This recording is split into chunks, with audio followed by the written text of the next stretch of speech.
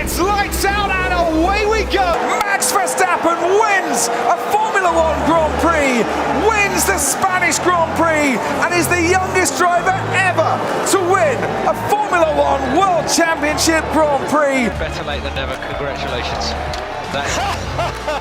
Yes, boys, come on, yes! Oh, this feels good, this feels really good.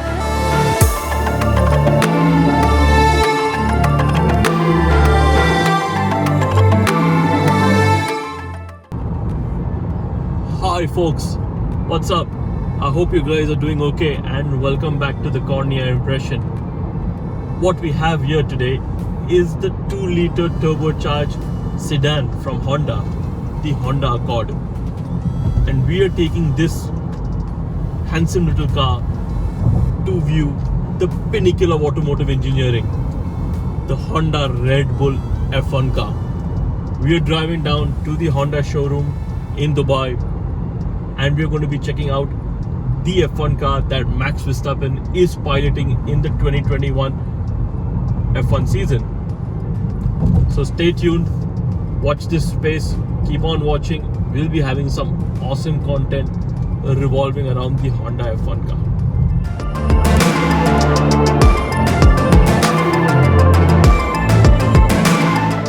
Like I told you guys earlier, we are at Al Futtaim Honda at Dubai Festival City, and what they have invited me to see is their RB16B 2021 Honda Red Bull Racing F1 car, and here it is. This particular car is being raced by Max Verstappen and Sergio Perez in the current 2021 F1 season and is the dominant car at the moment.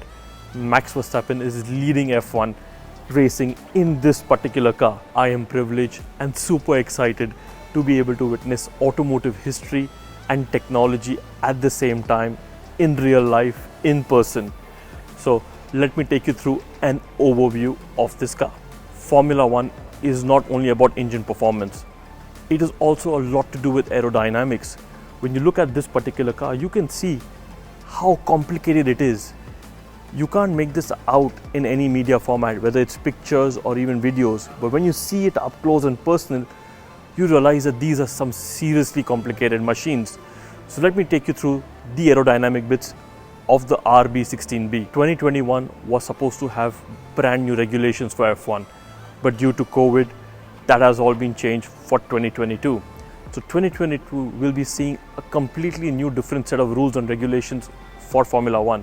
What Red Bull and other F1 teams have done is take the cars from 2020, modify them as per certain set of regulations and move them on to the 2021 season. This particular car has a few changes and we'll take you through that right now. So for 2021, Red Bull has designed a narrower nose in the front over here and 2 new nose inlets. Red Bull has redesigned the airflow around the car. It flows smoother and much better than before, especially around the Coke bottle area and under and over the barge board. As you can see, there are multiple inlets designed to make sure the car is stable and has the right amount of downforce at any given point of time. The entire chassis is a carbon monocoque chassis. That means it's a single piece of carbon fiber. F1 cars cost around $19 to $25 million to build, and that's a guesstimate. Red Bull has 2 cars and so does every other team. So that's $50 million worth of hardware sitting over here.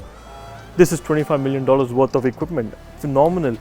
I mean, you can buy a plane in that kind of money. When you take a look at this car, you can see multiple aero features. Like I told you about the nose earlier, you can see the canards over here that direct airflow around the suspension and the body, up and down the split air. You can see airflow being directed through the tires and the brakes, around and over the suspension. By the way, as you can see, the entire arms are made of carbon fiber as well. So all of this is all carbon, everything is carbon fiber. You can see the barge board over here, and you can see how broad this lower wing is over here. It goes all the way from the mid of the body all the way to the back over there. You know, when you see F1 cars sparking all the time, that's the barge board over here which keeps hitting the floor. This is what creates the sparks when it bangs against the tarmac. This is the halo safety feature which protects the drivers during extreme crashes.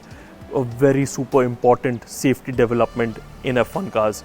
This has saved countless lives in F1. Now if you try to look down, technically there is no seat.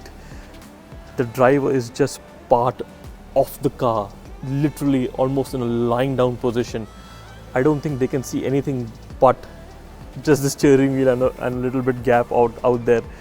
They literally have to memorize the circuit and be able to take that decision from memory. That's phenomenal skill set over that. Imagine driving this at 300 kilometers per hour. I don't think I have the guts to do that. I don't. Talking about the steering wheel, it's $100,000 steering wheel, probably the most expensive steering wheel on earth. Whenever you want to get into the car, you get into the car first and then you attach the steering wheel. The steering wheel controls the entire car. It's the nerve central, from the gear shifts to driving modes. Yes, F1 cars do have multiple driving modes depending on what kind of power they want, when they want, and what kind of situation they are driving in. It could be wet mode, it could be traction control variations. The steering wheel also controls power to the electric motor.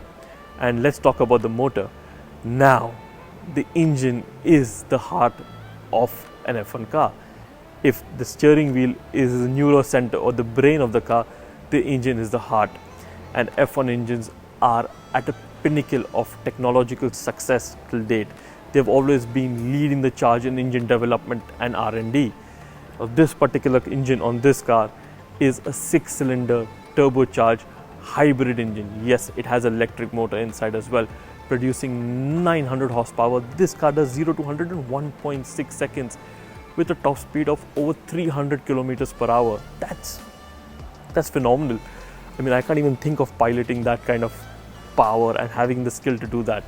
Now, this car has enough downforce to be driven upside down in a tunnel and can pull 5 to 6 Gs. By Gs, we mean the amount of gravity on your body. So 5 or 6 G means 6 times the effect of gravity on your body.